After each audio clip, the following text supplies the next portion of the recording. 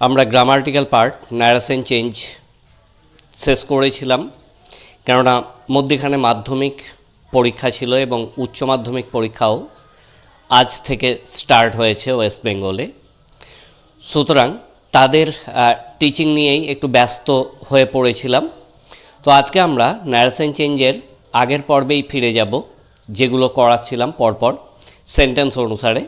তো লাস্ট আমরা imperative sentence করিয়েছিলাম, তো আজকে সেই ইম্পারেটিভ সেন্টেন্সটাই একটু রিভিশন করে নেব। আমরা প্রথম এক্সাম্পল নিয়েছি, my father said to me obey your সুপিরিয়ার্স। Imperative sentence আদেশ, অনুরোধ এবং উপদেশ বুঝিয়ে থাকে, তোমরা জানো। তো মাই ফাদার অ্যাডভাইজড মি টু ওবে মাই সুপিরিয়ার্স। আমি আরও একবার মনে পাড়িয়ে দিচ্ছি, কমা কোটেশন উঠে গিয়ে টু ব্যবহার করতে হয় এবং বাকি জাস্ট পার্সন পরিবর্তন করলেই কিন্তু এই ধরনের সেন্টেন্সগুলোর অ্যান্সার হয়ে যাবে। নেক্সট এক্সাম্পল নিলাম, the old man said help the poor. তাহলে the old man advised to help the poor. Next দেখো, mother said to Arnab don't play with fire বা do not play with fire. তাহলে mother advised Arnab not to play with fire, এটা একটা।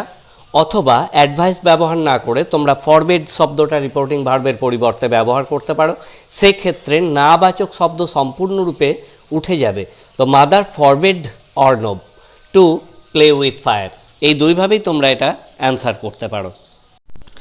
আগামী পর্বে আমরা গুডযুক্ত যে শব্দগুলো হয়, যেমন good night, good bye, happy যুক্ত যে শব্দগুলো হয়, happy birthday, happy new year, এই ধরনের যে সেন্টেন্সগুলো তার ন্যারেশন চেঞ্জ কিভাবে করতে হয় সেটা দেখাবো। তো তার জন্য তোমরা চ্যানেলটিকে সাবস্ক্রাইব করে অবশ্যই সঙ্গে থাকো। আমরা নেক্সট এক্সাম্পল নিয়েছি, the student said to the teacher explain the matter again sir. তো এরকম যখন দেখবে স্যার বা ম্যাডাম অথবা প্লিজ শব্দটা যুক্ত আছে, স্যার শব্দ বা ম্যাডাম শব্দ বাক্যের প্রথমেও থাকতে পারে, প্লিজ বাক্যের প্রথমেও থাকতে পারে, এই জাতীয় বাক্যগুলো কিন্তু সবসময় রিকোয়েস্ট হয়। সুতরাং অ্যান্সার হবে, the student requested the teacher to explain the matter again. পরে the Urmi said to Anshu please lend me a pen.